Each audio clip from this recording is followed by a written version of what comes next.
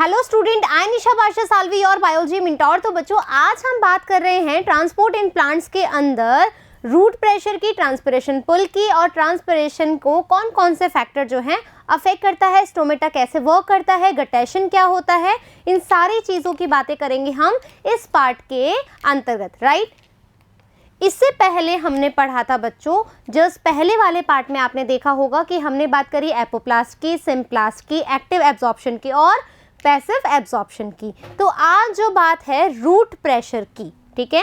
Root pressure transpiration जो होता है या ट्रांसपिरेशन जो पुल होता है उसमें हम क्या कर रहे हैं, वाटर को अप कर रहे हैं, ठीक है। Water absorption up to the plant के ऊपर की तरफ वाटर को अब हम क्या कर रहे हैं, लेकर के जा रहे हैं। तो यानी कि हम क्या कह सकते हैं, वाटर जो एब्जॉर्प्शन होगा, ठीक है, उसमें या तो पुश होगा या फिर पुल होगा, राइट। यदि हमें वाटर को पुश कराना है, ठीक है, हमें वाटर को पुश कराना है तो यहाँ पे आएगा रूट प्रेशर का काम, राइट। और यदि हमें पानी को खींचना है, पुल करना है, ठीक है, डीपीटी करना है, तो यहाँ पर आएगा हमारा ट्रांसपिरेशन पुल, ठीक है। क्या आएगा, ट्रांसपिरेशन पुल आएगा। अब पुश करना है, दैट मीन्स हमें धक्का लगा रहा है, अपने आप धक्का लगा रहा है। तो यानी कि यहाँ पर कोई भी प्रेशर नहीं लग रहा है, यहाँ पर हम कोई नेगेटिव प्रेशर नहीं लगा रहे हैं उस पर। यहाँ पर कैसा होगा, पॉजिटिव प्रेशर होगा।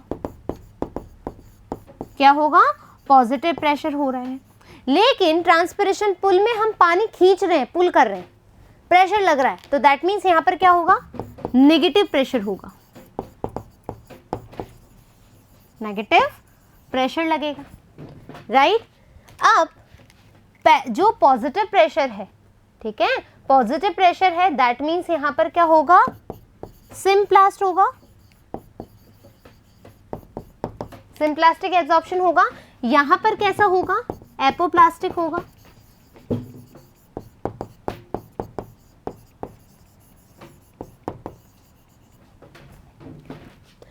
जो पुश होगा, ठीक है, रूट प्रेशर होगा, वो बेसिकली कब काम करेगा, डे एंड नाइट दोनों में,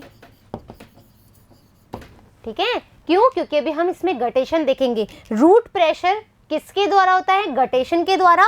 लेकिन जब ट्रांसपिरेशन पुल की बात करेंगे तो यहाँ पर ट्रांसपिरेशन किससे होता है, स्टोमेटा के द्वारा। तो दैट मीन्स यहाँ पर जो वर्क होगा वो सिर्फ कहाँ होगा, डे टाइम में होगा, राइट। तो यहाँ पर स्टोमेटा वर्क करेंगे बच्चों, और यहाँ पर जो काम करेंगे वो करेंगे यहाँ पर गटेशन। Is that clear. तो वाटर एब्जॉर्प्शन में पुश एंड पुल हमें वाटर का करना है। तो यदि हम पुश करा रहे हैं, जनरली रूट अपना काम कर रही है, तो वहां पर हम क्या करेंगे, यहाँ पर हम बोलेंगे रूट प्रेशर, जिसमें हम गटेशन पढ़ेंगे। और ट्रांसपिरेशन पुल में हमें पानी को खींचना पड़ रहा है, नेगेटिव प्रेशर देना पड़ रहा है, वहां पर हम बात करेंगे स्टोमेटा की। Is that clear. चलिए, रूट प्रेशर की बात करें तो ये हमें दिया था प्रिस्टली ने, ठीक है। P प्रेशर, P प्रिस्टली याद रखने के लिए। A various ion from the soil are actively transported into the vascular tissues of roots. Water follows, क्या है, वाटर क्या फॉलो करेगा, पोटेंशियल ग्रेडियंट को फॉलो करेगा। So is increases the pressure inside the xylem. तो प्रेशर कहाँ पर होगा, जाइलम के अंदर। तो रूट प्रेशर क्या है, पॉजिटिव प्रेशर है, राइट। रूट क्या है, पॉजिटिव प्रेशर है, and can be responsible for pushing up water to small height in the stem. क्या कर रहा है, रूट प्रेशर पुश कर रहा है, जाइलम के अंदर हमारा एक प्रेशर क्रिएट कर रहा है और बोल रहा है वाटर ऊपर जा, वाटर ऊपर जा। और कितना जाएगा, small height in the stem. यहाँ पर रूट है, यहाँ पे स्टेम है, थोड़ी दूरी तक स्टेम में पुश करने से वाटर जो है प्रेशर क्रिएट करेगा और क्या पहुंच जाएगा, ऊपर पहुंच जाएगा। Effect of root pressure is also observable in night and early morning. Guttation हो रहा है, बेसिकली जो गटेशन होता है वो किस में पाया जाता है? मोनोकॉट में, ठीक है। मोनोकॉट में हर्बेशियस प्लांट में देखने को मिलता है, हर्बेशियस, राइट। हर्बेशियस प्लांट कैसा होता है? ग्रीन इन कलर होता है, ठीक है, ग्रीन इन कलर होती है ना। हर्बेशियस कैसे होती है? जो उसकी स्टेम होती है वो कैसे होती है? ग्रीन इन कलर होती है। गटेशन आपने देखा होगा कि कभी कभी आप देखते हो कि पत्तियों पर, मॉर्निंग में आप जाओ, अर्ली मॉर्निंग गार्डन जाओ कभी, तो आप देखोगे पत्तियों पर ऐसे पानी की ड्रॉपलेट लगी हुई होती है, राइट। यहाँ पर ये जो पोर्स होते हैं उनको हम कहते हैं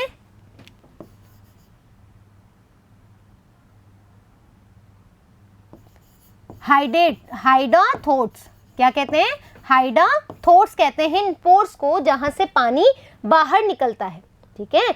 यहाँ पर देखो, जब ट्रांसपिरेशन पुल में हम देखेंगे तो ट्रांसपिरेशन होगा तो वाटर क्या होगा?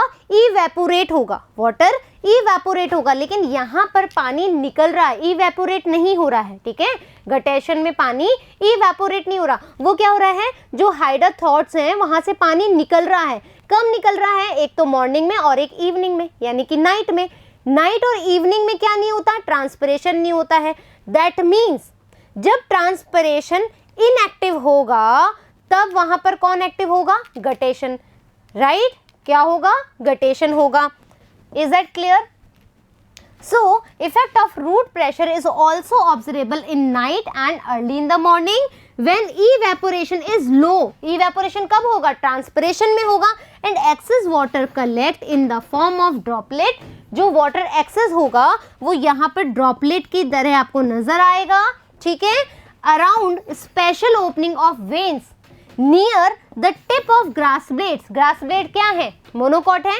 ग्रास के आप देखोगे तो कैसा दिखेगा? अब देखो,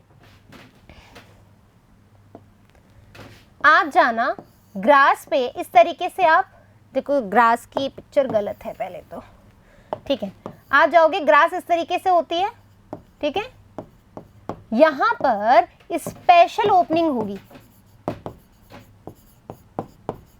स्पेशल ओपनिंग होगी, इसको हम कहते हैं हाइडाथोट्स, राइट। हाइडाथोट्स, हाइडाथोट्स क्या होता है? ये एक्सेसिव वाटर जो होता है, एक्सेसिव वाटर जो होता है उसको बाहर निकालता है मॉर्निंग टाइम में और हमारे नाइट टाइम में। So grass blades and leaves many herbaceous parts पे, right. Such water loss in the liquid phase known as guttation. Guttation की हमने बात कर ली, यहाँ ड्रॉपलेट दिख रही है आपको। अब आएगा हमारा ट्रांसपिरेशन पुल। ट्रांसपिरेशन पुल जो है बच्चों, क्या हुआ है? ट्रांसपिरेशन पुल दिया है हमारे डिक्सन एंड जॉली ने, राइट। इन्होंने ट्रांसपिरेशन पुल दिया। देखो वाटर एब्जॉर्प्शन में हमने देखा पुश और पुल की बात, तो जब पुल की बात आएगी तो ट्रांसपिरेशन पुल की बात करेंगे। Water is mainly pulled through the plant and the driving force for this process transpiration from the leaves.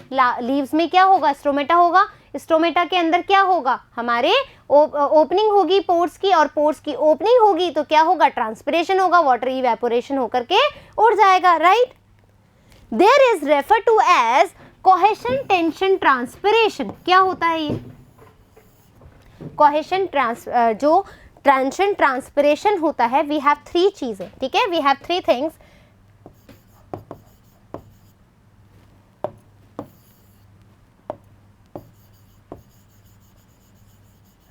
Adhesion, cohesion और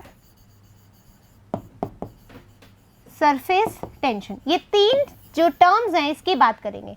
देखो, एडहेशन और कोहेजन। कोहेजन हम ऑलरेडी बता चुकी हूँ, एडहेशन भी बता चुकी हूँ। कोहेजन जब होता है जब सेम मॉलिक्यूल का अटैचमेंट हो, ठीक है, सेम मॉलिक्यूल का अटैचमेंट होता है कोहेजन।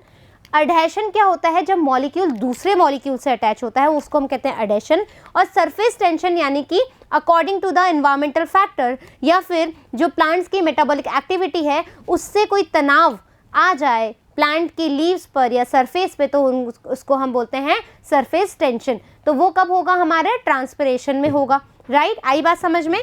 सो एडेशन में कैसे होगा, देखो ट्रांसपिरेशन पुल का मतलब क्या होता है, आपको पता है जाइलम काम कर रहा है, ठीक है, ठीक है, आपको पता है जाइलम काम कर रहा है। यहां पर ये तो क्या है,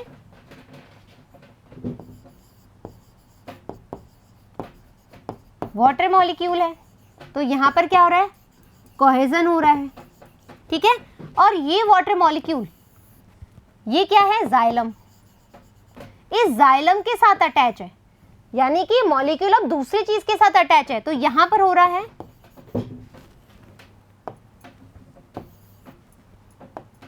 एडहेशन, राइट। कोहेजन और एडिशन समझ में आ गया।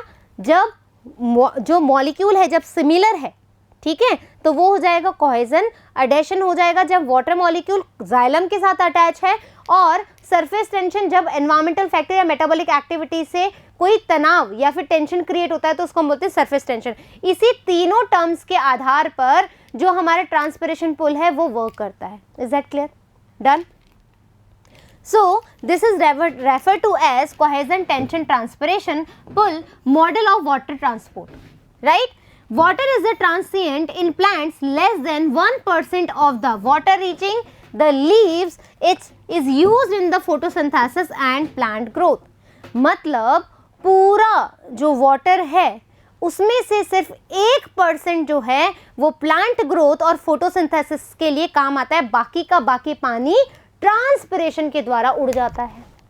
ये क्या बात हुई मैम? यानी कि आप देख रहे हो कि वाटर जो है वो फोटोसिंथेसिस के लिए ज़्यादा ज़रूरी नहीं है और ना ही वो प्लांट ग्रोथ के लिए ज़रूरी है, फिर भी वाटर चाहिए। भाई वाटर, सिर्फ प्लांट को वाटर चाहिए।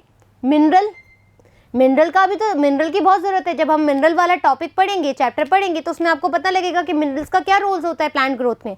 तो मिनरल्स भी तो जा रहे हैं, वाटर 1% ही यूज आ रहा है, लेकिन उसके द्वारा जो मिनरल जा रहे हैं उसका तो रोल है, राइट। इसलिए हमें वाटर का एब्जॉर्प्शन कराना पड़ता है। कहीं आप सोचो कि नहीं मैम आप तो है ना प्लांट में जब 1% ही काम आ रहे हैं तो हम इतना सारा वाटर के बारे में क्यों पढ़े, है ना। मिनरल कहाँ से जाएंगे, मिनरल कहाँ से जाएंगे? With the help of water, right. So most of its loss through the stomata in leaves. Transpiration होगा तो जितना वाटर बचा है, जो मतलब फोटोसिंथेसिस में और प्लांट ग्रोथ में काम आने के बाद जो भी वाटर बचा है, जितना भी बहुत सारा वाटर जो बचा है वो ट्रांसपिरेशन से उड़ जाएगा with the help of stomata. This water loss known as transpiration. ये देखो ट्रांसपिरेशन हो रहा है। रूट प्रेशर और ट्रांसपिरेशन पुल क्या है, फिर हम इसके बाद ट्रांसपिरेशन पढ़ेंगे, ठीक है। Root pressure is the osmotic pressure developing in the root cells due to the movement of water from the soil to root cells via osmosis. यानी कि रूट प्रेशर जहां पर पुश हो रहा है, नॉर्मली ऑस्मोटिक, जो ऑस्मोटिक प्रेशर है उसके द्वारा क्रिएट हो रहा है। ट्रांसपिरेशन पुल, हम पानी को सक्शन के द्वारा खींचे जा रहे हैं, हम सक्शन करा रहे हैं, हम डीपीटी के बारे में बात कर रहे हैं ट्रांसपिरेशन पुल में। तो transpiration pull is the force developing in the top of the plants due to the evaporation of water through stomata of the mesophyll cells to the atmosphere. Atmosphere में जो वाटर काम आ गया, फिर वो transpiration हो रहा है। तो यानी कि हम क्या करा रहे हैं, जहां पर भी पानी की जरूरत पड़ रही है वहां पर पानी का खिंचाव कर रहे हैं। The movement of water from soil solution to root hair cell, right. The evaporation of water from the surfaces of soil in the leaves. Surface tension तभी तो बोला क्योंकि स्टोमेटा कहाँ प्रेजेंट होता है, मेसोफिल में प्रेजेंट होता है, लीव्स के अंदर प्रेजेंट होता है। Root pressure, root pressure is partially responsible for the rise of water in plant, ऊपर जाने के लिए। Transpiration pull is the main contributor to the movement of water and mineral nutrient upward in the vascular plant. अभी मैंने क्या कहा, plant water जो है वो मिनरल्स को लेकर के जा रहा है। In the morning before stomata open, जब स्टोमेटा ओपन होगा तभी रूट प्रेशर देखने को मिलेगा। और जो ट्रांसपिरेशन पुल है in the noon when photosynthesis take place efficiently, right. Transpiration क्या है? वैसे तो ट्रांसपिरेशन की कहानी हमें समझ में आ गई है, लेकिन ट्रांसपिरेशन क्या है? वाटर का इवेपोरेशन होकर के उड़ जाना। Loss of water by the evaporation through the stomata is known as transpiration, loss of water, right. Transpiration is the evaporative loss of water by plants. It occurs mainly through stomata, stomata के द्वारा होगा, ठीक है। याद करो मेरे प्यारे बच्चों, जब हमने स्टोमेटा के बारे में बात करी थी in dicot plant and monocot plant, और लीव्स में भी हमने बात करी थी, ठीक है। मोनोकॉट लीफ में हमने क्या बोला था कि दोनों तरफ स्टोमेटा है, ठीक है, दोनों तरफ स्टोमेटा है। लेकिन डाइकॉट लीफ में हमने क्या बोला था कि स्टोमेटा सिर्फ एक ही साइड है, ठीक है, अबैक्सियल पार्ट में, याद आ रहा है, अबैक्सियल, ये अडैक्सियल भी है और अबैक्सियल भी है, दोनों है। तो हमने इसको क्या बोला था मोनोकॉट में, एम्फीस्टोमेटिक बोला था, दोनों तरफ है, क्योंकि जो हमारी मोनोकॉट होते हैं उसमें लीफ कैसे होती है, पैरेलल टू स्टेम होती है, दोनों तरफ हमारे पास स्टोमेटा होता है, दोनों तरफ स्टोमेटा होता है, एम्फीस्टोमेटिक सेल है ये, ठीक है। जब हमने डाइकॉट लीफ के बारे में बात करी थी तो लीफ इस तरीके से होती है, बेसल पार्ट में हमारे पास स्टोमेटा होते हैं, याद आ गई वो बात, चीज क्लियर हो गई। Beside the loss of water vapor in transpiration, exchange of oxygen and carbon dioxide in leaf also occurs through these stomata. Stomata से गैस का वो भी तो होता है, एक्सचेंज भी तो होता है, ये तो पता ही है अपन को बात। Normally stomata are open in the daytime and closing during the night. Photosynthesis reaction कब होती है हमारी डे टाइम में, सनलाइट के द्वारा, ठीक है। तो क्या होगा, ट्रांसपिरेशन ज्यादा होगा, क्यों, क्योंकि टेम्परेचर ज्यादा होगा, राइट। लाइट जितना होगा गर्मी हीट पैदा करेगी, हीट पैदा करेगी तो इवेपोरेशन होगा, इवेपोरेशन होगा तो स्टोमेटा दिन में ही काम करेंगे, ट्रांसपिरेशन दिन में ही होगा। The immediate cause of the opening और closing of stomata in change in the turgidity of the guard cell, guard cell की टर्जिडिटी। हाँ, तो हम बात कर रहे थे स्टोमेटा की, ठीक है। स्टोमेटा यदि हम डाइकॉट में बात कर रहे थे, ठीक है, डाइकॉट में बात कर रहे थे तो हमने कहा था बीन शेप्ड है,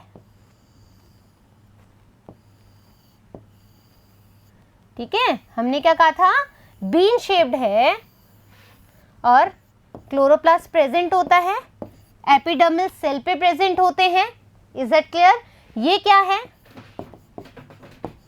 इनर गार्ड सेल है और ये क्या है, आउटर और थिक वॉल है, आउटर थिक वॉल है, ये इनर है। अब क्या होगा, स्ट्रेचिंग होगी। स्ट्रेचिंग कैसे होगी, जब यहां पर रेडियल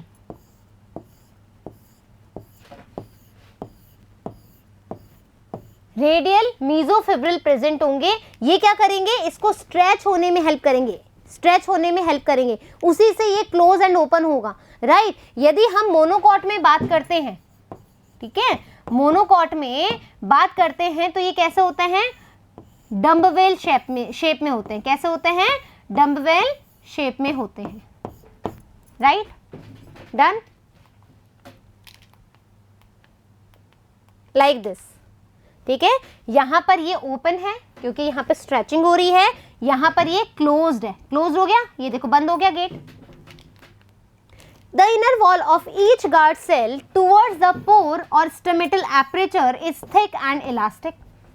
कैसी होती है, अंदर की तरफ मोटी, बाहर की तरफ कैसे होती है, थिन होती है। When turgidity increase within two guard cell, जब टर्जिडिटी शुरू हो जाती है, ठीक है, टू गार्ड सेल में, ये गार्ड सेल, ये गार्ड सेल, ये क्या है बीच में, stomata pore, stomata aperture, aperture है। तो जैसे ही टर्जिडिटी शुरू होगी, फ्लैकिंग ईच स्टोमेटल aperture या पोर, the thin outer wall bulge out and force the inner wall into a, क्या आ जाएगा, क्रीसेंट शेप में, यानी कि बढ़ जाएगा, टेंशन शुरू हो जाएगा।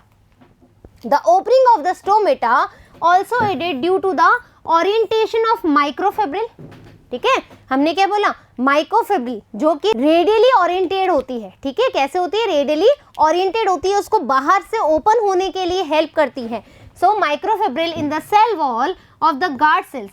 Cellulose microfibril are oriented radially rather than longitudinally, make easier for the stomata open. जो स्टोमा है वो easily open हो जाए, इसलिए जो माइक्रोफिब्रिल होती है, राइट, जो माइक्रोफिब्रिल होती है वो क्या होती है, रेडियली अरेंज होती है, ना कि लॉन्गिट्यूडन। लॉन्गिट्यूडल होगी तो ये ओपन ही नहीं होगी, टर्जिडिटी शो ही नहीं करेगी।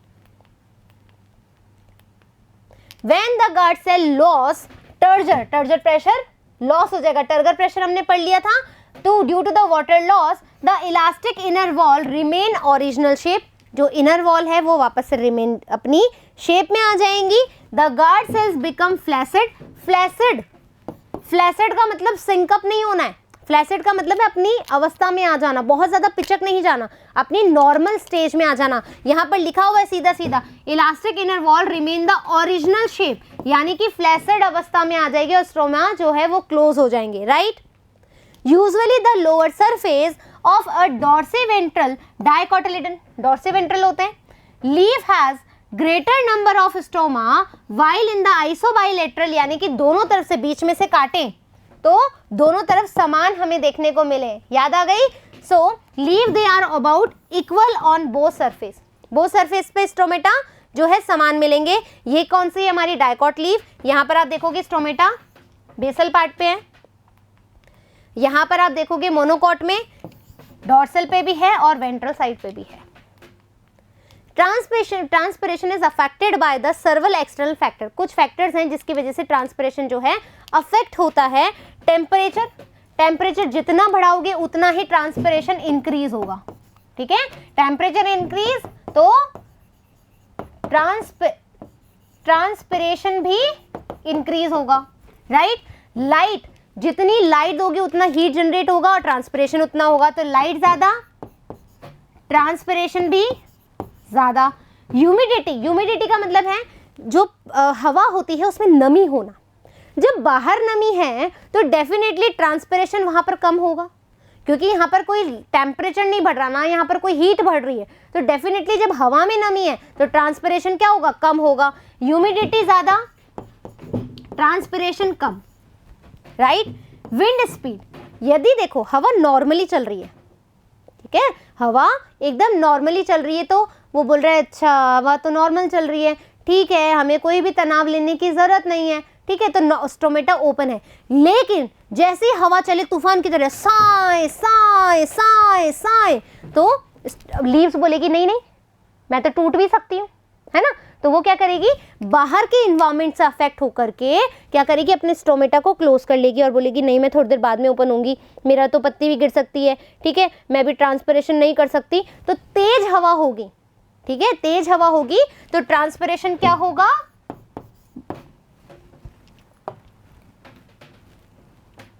तेज हवा होगी तो ट्रांसपिरेशन हमारा क्या हो जाएगा, कम हो जाएगा, क्योंकि स्टोमेटा बंद हो जाएंगे। Plant factors that affect transpiration include number and distribution of stomata, जितने स्टोमेटा होगा उतना ट्रांसपिरेशन बढ़ेगा। परसेंट ऑफ ओपन स्टोमेटा, जितने ओपन होंगे स्टोमेटा उतना ही ज्यादा ट्रांसपिरेशन होगा। Water status of the plant, water कितना है भाई, ट्रांसपिरेशन किसका करवा रहे हो, वाटर का करवा रहे हो, जब वाटर ही नहीं है तो ट्रांसपिरेशन किसका होगा। कैनोपी स्ट्रक्चर, स्ट्रक्चर कैसा है, जैसे डाइकोट लीफ है तो उसका स्ट्रक्चर कैसा है स्टोमेटा का, मोनोकॉट लीफ है तो उसका जो स्ट्रक्चर है वो कैसा है, तो यानी कैनोपी ऑफ स्ट्रक्चर पे भी डिपेंड करेगा। The transpiration driven ascent the xylem sap depends mainly on the following physical properties of water, जैसा कि हमने बात करा cohesion, mutual attraction between water molecules का mutual attraction, right, adhesion, attraction of water molecule to the polar surface such as the surface of tertiary elements, यानी कि xylem के साथ में अटैचमेंट है।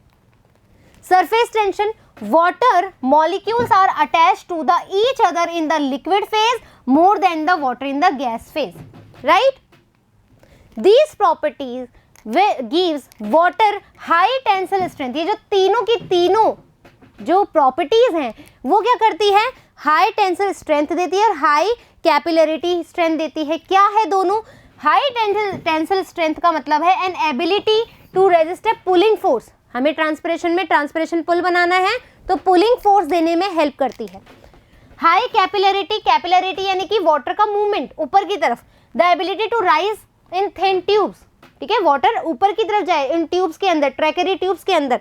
In plants, capillarity is aided by the small diameter of the trachea elements, the tracheids and vessels elements. Trachea element यानी कि जहाँ पर vessels होंगे, trachees present होंगे, the process of photosynthesis require water. Photosynthesis में हमने बोला वाटर का रिक्वायरमेंट है। The system of xylem vessel from the root to the leaf vein can supply the needed water, है ना, वाटर जाएगा रूट से लीफ की तरफ जाएगा।